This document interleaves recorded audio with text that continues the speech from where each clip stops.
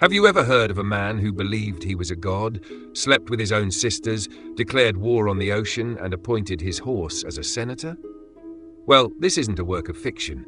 It's the true story of Gaius Julius Caesar Augustus Germanicus, the emperor the world came to know as Caligula, the most insane and controversial tyrant Rome had ever seen. Imagine a ruler so obsessed with power that he turned the greatest empire on earth into a theater of madness, pleasure, and blood. He didn't just rule, he toyed with the lives of millions as if it were a game. He ordered executions for those who stared too long, laughed at deaths during dinner, and demanded to be worshipped as Jupiter, the king of the gods. And the most disturbing part? The people loved him. At first, Caligula was the young god who promised freedom and hope, but only a few months were enough for the hero to become a nightmare. Orgies in temples, incest with his sisters Agrippina, Drusilla, and Julia Livilla, executions for entertainment, the cult of his own image, and the public humiliation of senators turned Rome into an arena of insanity. And what's most shocking is that centuries later, psychologists and historians still try to understand whether Caligula was merely insane, or if, somehow, he knew exactly what he was doing. Was it all part of a game, a cruel experiment to test the limits of human power? That's what you'll discover in this video. A journey through the shadows of the empire, where pleasure and pain, love and hate, faith and madness blur together until they become one. So go ahead and subscribe to the channel and leave your like, because that's very important. When you subscribe, YouTube understands that you enjoy this kind of historical, intense and revealing content, and it starts recommending more videos like this, while also helping the channel keep producing stories that no one else dares to tell. And I want to know, what surprises you most so far? The madness, the power, or the fact that Rome worshipped him as a god, even amid chaos? Leave your thoughts in the comments, because the final revelation of this video will leave you completely stunned. Stay with me until the end, because what you're about to hear about Caligula's fate and the legacy he left behind may forever change the way you see power, ambition, and humanity itself. Imagine an empire that ruled the known world, where power was so vast that a single glance from the emperor could decide between life and death. In this setting was born Gaius Julius Caesar Augustus Germanicus on August 31st of the year 12 AD in the Roman colony of Antium, today's Anzio, Italy. From birth, Caligula's destiny seemed written not only for power but also for tragedy. He was the son of Germanicus, Rome's most beloved general, a charismatic, cultured, and disciplined man who inspired the loyalty of soldiers and the envy of senators. His mother, Agrippina, was a noblewoman with a strong personality and sharp political instincts. Together, they formed one of the most respected and admired families in the empire. But that admiration would soon become a heavy burden. At a very young age, Caligula was taken to accompany his father on military campaigns.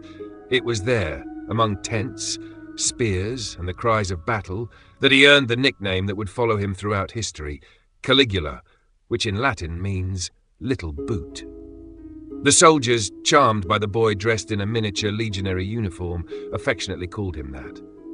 For little Gaius, it was a game, but for the future, it would become a symbol of something much greater, the fusion of innocence and power, the seed of an ego that would one day accept no limits. His father, Germanicus, represented everything Rome desired in a leader: courage, honor, and charisma. He was seen as the natural successor to the throne, someone capable of uniting the people and the generals under a single ideal. But in Rome, admiration always came hand in hand with conspiracy. In 19 AD, during a journey to Syria, Germanicus suddenly fell ill and died under mysterious circumstances. Many believed he had been poisoned on the orders of Emperor Tiberius, who saw him as a direct threat to his power. For young Caligula, the loss of his father was his first great trauma.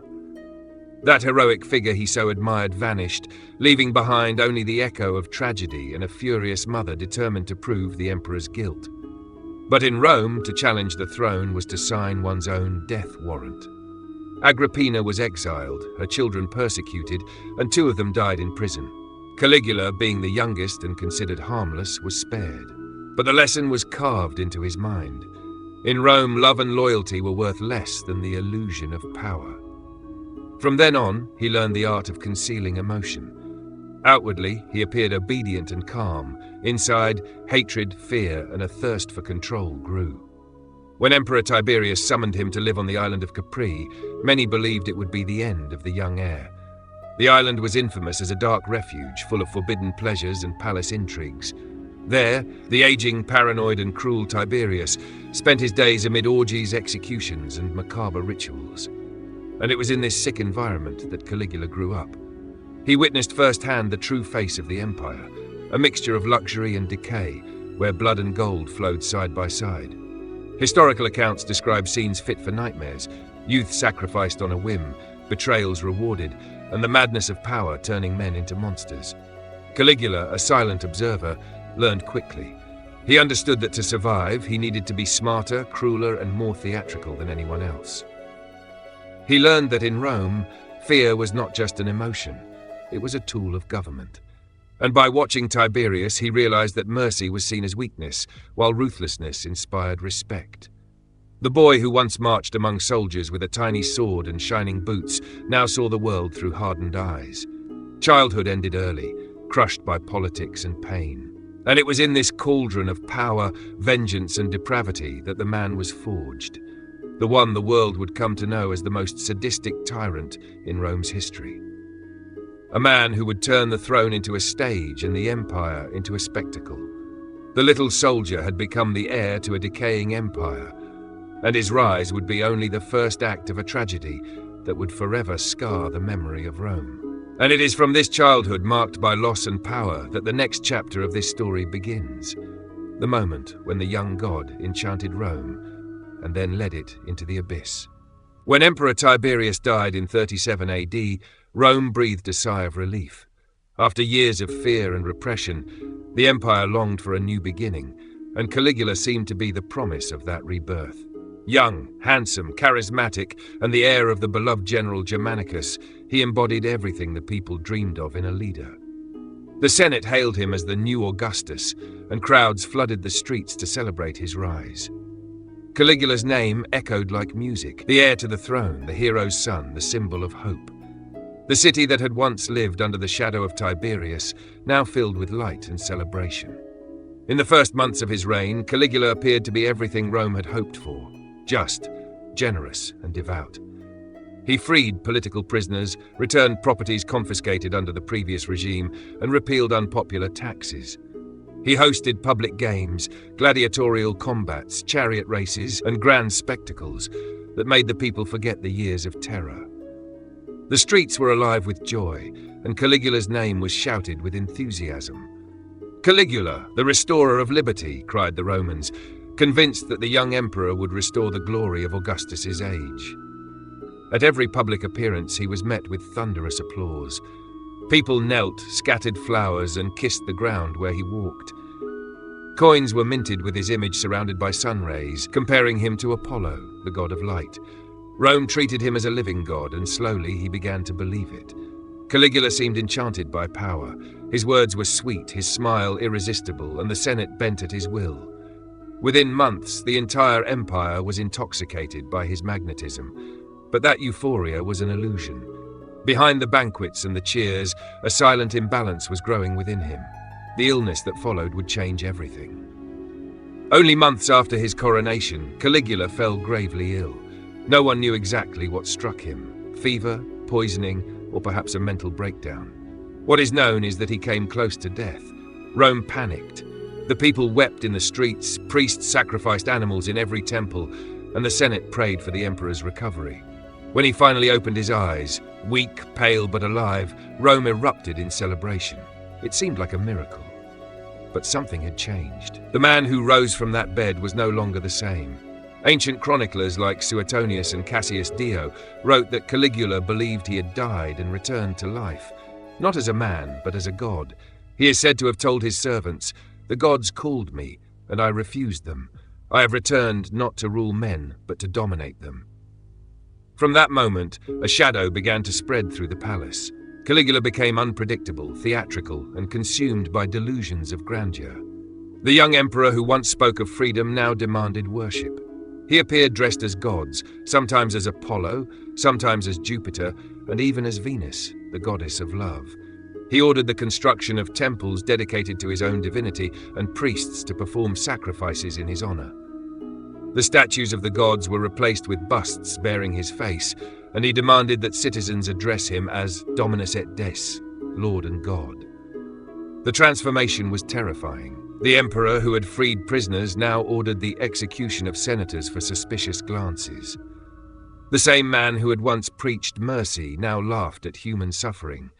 Many believed the illness had destroyed his sanity, that the trauma of near death had trapped him between the world of mortals and that of the gods.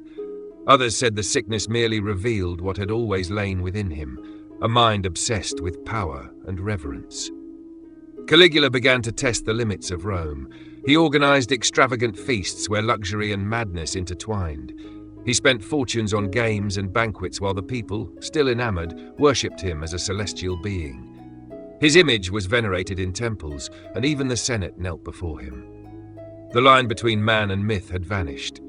It was as if Rome lived in a collective dream, a golden dream turning into a nightmare. Caligula no longer saw subjects, he saw worshippers. He no longer ruled an empire, he ruled a stage. And every gesture, every word became an act of self-worship. Thus was born the cult of his own divinity, and with it the slow collapse of his sanity. The empire that once hailed him as the restorer of liberty now bowed before the tyrant of madness. The new Augustus had become something entirely different, and Rome, which had once loved him as a savior, would soon learn the price of worshipping a god made of flesh. And from this moment of glory and transformation begins the next chapter of this story, when Rome's dream turns into an empire of pleasure, madness, and terror. What began as a reign of hope soon turned into a spectacle of excess. After believing he had been reborn as a god, Caligula completely lost touch with reality. The Palatine, where the imperial palace stood, ceased to be a center of government and became the stage for a theater of delusions. Inside, among marble columns and gardens covered in gold, Caligula lived surrounded by luxury, fear, and pleasure. What was sacred to Rome was to him nothing more than another toy. Temples once dedicated to the gods became stages for public orgies. Religious ceremonies merged with feasts, wine, and music. The garments of priests were indistinguishable from those of performers and courtesans. The line between the sacred and the profane disappeared completely. And at the center of it all stood Caligula, the emperor who believed himself to be a god incarnate, watching the world with a cruel smile. His love life was as chaotic as his mind. He married and divorced as quickly as his moods changed. He claimed to be in love with many women, but none seemed to fill the void consuming him. Until Drusilla, his favorite sister, appeared. To Caligula, she was more than blood. She was the personification of divine love. He did not hide the incest, calling her publicly the wife of the gods. When she died of fever, the emperor plunged into despair. He declared a national mourning and forbade anyone in Rome from smiling for an entire month. He ordered the theaters, bathhouses, and even the markets to close, declaring that the whole city should mourn with him. The loss of Drusilla seemed to shatter what little humanity he still possessed. From that moment on, Caligula ceased to see himself as a man and began to act as something above life and death. He began to demand worship as if he were Jupiter himself, the king of the gods. He ordered temples to be built in his image and commanded priests to sacrifice victims in his honor. On the altars, incense and flowers were replaced by human blood. He wanted to feel the power of the gods coursing through his veins. It was said that during these ceremonies, Caligula drank wine mixed with blood, believing it made him invincible. The palace's nighttime feasts were legendary and terrifying. Lights, music, dances, and tables overflowing with exotic fruits, wine, and gold. But among the laughter, there were screams. The emperor laughed during executions, watching the condemned die as if it were part of the entertainment. Ancient accounts claim that he enjoyed dining while watching people being tortured, often choosing his victims out of sheer boredom. In one of these moments, he is said to have told a senator, with a cold gaze and an almost childlike smile, "Remember this. I can kill you and bring you back to life just to make you die again. I am more than a man. I am a dream of power." That phrase summed up who he had become, a man who confused cruelty with strength, pleasure with dominance, and fear with respect. The empire that once prided itself on law and honor was now subject to the will of a single man, and that man was ruled by madness. Senators trembled, generals fell silent, and the people who once praised him now feared him. Rome, once the heart of civilization, sank into darkness. Caligula seemed to feed on the terror he inspired. The more they feared him, the greater he felt, and the greater he believed himself to be, the farther he drifted from reason. It was as if the entire empire had been dragged into his chaotic mind, where pain and pleasure, love and hate, life and death were no longer distinguishable. He wanted to prove that he could make and unmake everything, even the laws of the gods. The Senate itself began to be humiliated. Caligula called the senators cowards and forced them to participate in his insane games. He made them kneel before him and worship him as a deity. Some, out of fear, feigned devotion. Others, silently, nurtured a desire for revenge. But nothing seemed to affect him. Caligula believed himself untouchable. He ordered the construction of absurd bridges, spent fortunes on spectacles, and treated human life as nothing more than a disposable piece in his grand theatre of power. In Rome, there was no longer any room for reason. The empire that once prided itself on its laws and morality now knelt before a mad tyrant who had turned the throne into an altar and government into a cult of his own insanity. The eternal city was now in the hands of a man who saw cruelty as art and pleasure as power. And it is from this dark and deranged phase that the next chapter begins, when Caligula's scandals and forbidden relationships would defy every boundary of Roman morality and politics. Caligula, the emperor who turned Rome into a stage of delirium, was more than cruel. He was a man completely obsessed with control and humiliation. His pleasure lay not only in political power, but in dominating hearts, bodies, and minds. For him, the submission of others was the ultimate proof of his divinity. At feasts and banquets that gathered Rome's most powerful senators, Caligula displayed his power in ways that blended pleasure and cruelty. He would choose one of the wives present, look at her husband with a cold smile, and before everyone, announce that he was taking the woman for a walk. He would disappear with her into another room, and after some time return to the table adjusting his cloak and loudly describing what he had done. He laughed at the husband's humiliation, mocked their reactions, and declared that no man in Rome was worthy of comparison to him. The hall, once filled with laughter, would fall into absolute silence, broken only by the sound of his laughter. It was a public display of power, and a cruel reminder that no one was above him, not even in the intimacy of their own homes. Suetonius, the Roman historian who left some of the most detailed accounts of his reign, wrote that Caligula often visited the wives of his generals, not out of desire but domination. For him, sleeping with the women of Rome's most powerful men was a way of marking territory, as if to say, "Everything belongs to me, even what is most sacred to you." But Caligula's scandals did not stop there. The most shocking of all involved the three women who in any other family would have been untouchable, his sisters Agrippina, Drusilla, and Julia Livilla. From a young age, Caligula displayed an intense bond with them, but over time, that connection crossed every boundary. At banquets and feasts, the three were treated as the emperor's official consorts, and no one in Rome dared to question it. The imperial incest was an open secret, whispered about quietly but never denounced. Drusilla, the most beautiful and Caligula's favorite, became the center of his sick devotion. He treated her as if she were a living goddess and did not hide his obsessive love for her. He ordered coins to be minted with their two faces side by side, something unprecedented in Roman history, as even the most powerful emperors had never dared to place a sister's image next to their own. During public ceremonies, Caligula called her "my celestial wife" and claimed she was the incarnation of Venus, the goddess of love. When Drusilla died of a sudden fever, the emperor completely lost control. His grief turned to madness. He ordered theatres closed and banned marriages during the mourning period. He decreed that no one in Rome was to smile until he declared the mourning over. And as if that were not enough, he proclaimed that Drusilla should be worshipped as a goddess, the new Venus. Priests were appointed to oversee her cult, and temples began to be erected in her honor. He claimed the gods had been jealous of their love and had taken her away. In a speech before the Senate, he is said to have declared, "The gods envied her and took her for themselves, but I will find her again, even if I must descend into hell." It was the portrait of a man completely consumed by obsession, who saw love not as affection, but as possession. The entire empire bowed before his eccentricities, fearing that the slightest sign of disapproval would mean death. Senators flattered him, artists exalted him, and the people, who once loved him, now whispered in the streets about the man who defied the laws of gods and nature. Caligula did not merely rule Rome, he possessed it, body and soul. The Eternal City, accustomed to powerful emperors, had never seen anything like it. His feasts were a mirror of the empire's decadence, luxurious, provocative, and full of excess.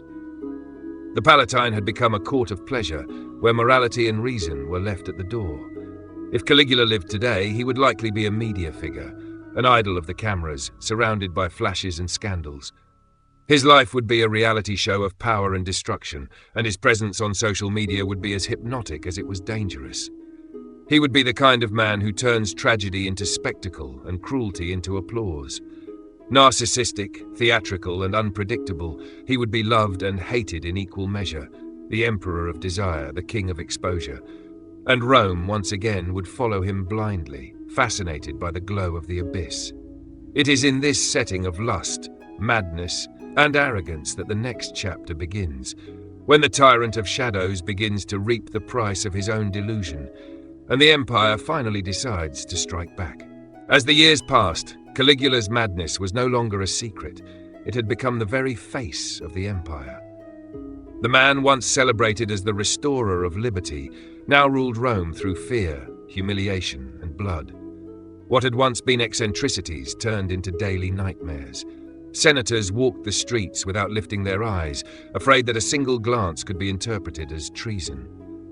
People no longer spoke the emperor's name in public. They only whispered it, as if uttering Caligula could summon a curse. He no longer needed to conquer new lands, for he had already seized the most valuable throne of all, the minds of every Roman citizen. But tyranny, like an uncontrollable fire, eventually consumes its own master. Caligula's madness reached a point that even his most loyal guards could not comprehend. In a gesture bordering on the absurd, he declared war on the ocean. Yes, the sea. He ordered his soldiers to march to the shore and attack the waves as if they were battling an invisible enemy. When the waves receded, he shouted that Neptune, the god of the sea, had been defeated. Then he commanded his men to collect seashells and bring them back as spoils of war. What should have been a symbol of victory became a spectacle of shame. The soldiers, confused, obeyed in silence, fearing that even a laugh might cost them their lives. This episode became one of history's greatest symbols of imperial insanity. Yet Caligula seemed to revel in the fear he inspired. He began openly mocking the Senate, calling its members useless and cowardly. To humiliate them further, he appointed his horse Incitatus as consul and high priest. He ordered a marble house to be built for him, adorned with jeweled collars and staffed with personal servants. He claimed that Incitatus spoke better than all the senators combined. Rome, which once applauded him, now lived suffocated under the weight of shame and terror. Caligula's paranoia grew with each passing day. He saw enemies everywhere, even among the gods he claimed to represent. He ordered executions for anyone who stared too long, arrived late to greet him, or failed to applaud with sufficient enthusiasm. He executed generals, seized fortunes, and took pleasure in the pleas of his victims. One day, a prisoner begged for mercy. Caligula looked at him with a cold smile and replied, "If you had power over me, you would not hesitate. So why should I?" That phrase, spoken calmly, revealed the heart of a man who had lost all empathy, who believed that power was the only meaning of existence. The imperial court lived in constant tension. No friend was safe, no ally was loyal. Even his own Praetorian Guard, the elite force sworn to protect him, began to fear the emperor's moods. One day he promised rewards, the next he sent his own protectors to execution. It was a dance of blood and uncertainty, and that fear began to weave the first conspiracies. In the Senate, whispers became plans. In the shadows of the palace, desperate glances turned into fatal decisions. Those who once flattered him now plotted for survival. No one wanted to be the next to fall under the gaze of the mad emperor. In January of 41 AD, the unthinkable happened. After only 4 years of rule, Caligula left a theatrical performance in the palace and walked down a narrow corridor when he was surrounded by officers of his own Praetorian Guard, the very men who had sworn to protect him to the death. The silence in the air was broken by the metallic sound of swords being drawn. The first strike came from Cassius Chaerea, an officer whom Caligula had humiliated repeatedly in public, mocking his voice and manhood. The emperor tried to scream, but the blows came in succession, more than 30 stab wounds. They say his eyes, once full of arrogance, finally reflected fear, the same fear he had spread throughout Rome for years. His wife, Caesonia, was killed shortly after, and even his infant daughter was murdered, as if the conspirators sought to erase any trace of his bloodline. Caligula's body was left on the ground, covered in blood, and for hours no one dared to touch it. When they finally did, it was dragged away hastily and buried in secret, for even in death they feared his shadow might curse those who defied him. On that day, Rome breathed in relief. But relief did not bring peace. The trauma of Caligula's reign was etched forever into the empire's memory. He had turned the most powerful city in the world into a stage of fear and madness. And even in death, the ghost of his rule would haunt the halls of power for centuries. His fall was not just the end of a tyrant, but a mirror of an empire that had allowed a man to become a god, and a god to become a monster. And from that bloody end is born the final chapter of this story, the myth and the ghost of Caligula, the man whose insanity still echoes through time. Centuries have passed since Caligula's brutal death, yet his name still echoes like an open scar in the history of humanity. Time transformed him into something greater than the man himself. A myth, a symbol, a warning. Caligula is not remembered merely as an emperor, but as the personification of the decay of absolute power, the perfect example of how limitless domination can corrode the soul and destroy even the grandest civilizations. Over the centuries, his name ceased to be just a historical reference and became an archetype. In books, plays, and cinema, he is portrayed as the tyrant driven mad by pleasure and loneliness, the man who believed himself a god and ended as a slave to his own delusions. Filmmakers and writers have turned his image into a metaphor for moral corruption and human vanity. In films like Caligula, 1979, his life was depicted with brutality and sensuality, shocking the world and reigniting the debate about how far power can drive someone who loses all sense of limits. In philosophical works such as Albert Camus' play Caligula, he gains an almost tragic depth, a man aware of his madness, questioning existence itself and the meaning of life. In one of the most iconic lines, inspired by his supposed speeches, he says, "I have not gone mad. I simply realized that the world is a comedy, and I am the only actor who knows it." That line encapsulates everything he became, a mirror of humanity itself. Caligula was not merely the tyrant.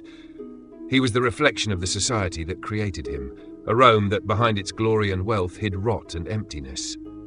For modern psychologists, he represents the classic profile of the malignant narcissist, a personality type in which ego completely suppresses empathy, someone who turns everything around him into a stage, where the suffering of others becomes entertainment.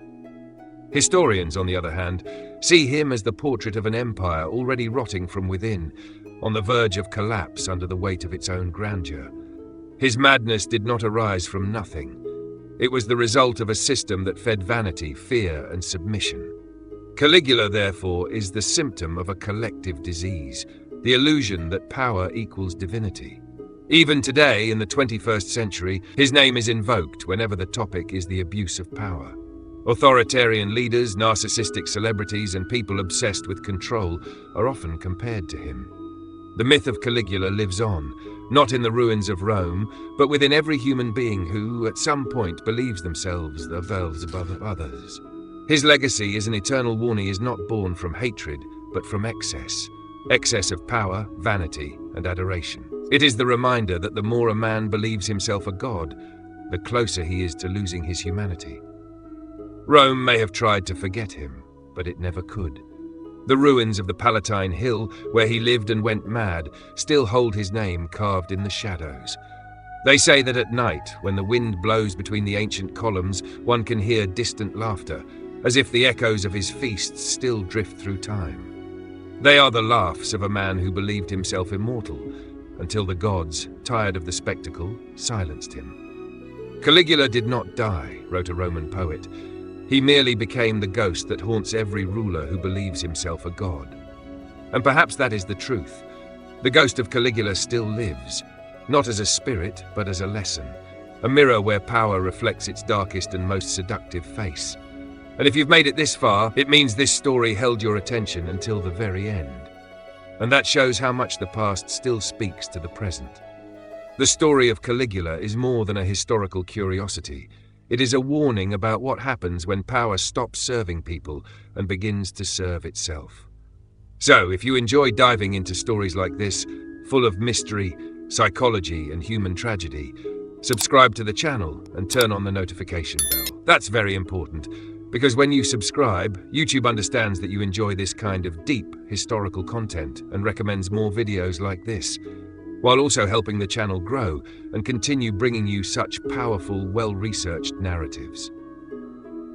Leave a like if this video made you reflect or surprised you in any way. Your like makes a huge difference in helping more people discover this story and keeping alive the discussion about power and its limits. And I want to know, what do you think of Caligula? Do you believe he was merely insane, or a man fully aware who chose chaos as a form of control? Leave your opinion in the comments, I read them all. Now, before you go, don't leave without watching the video that's appearing here on the screen. It's even more fascinating and captivating than this one, and will make you see the history of Rome and perhaps human nature in a completely different light.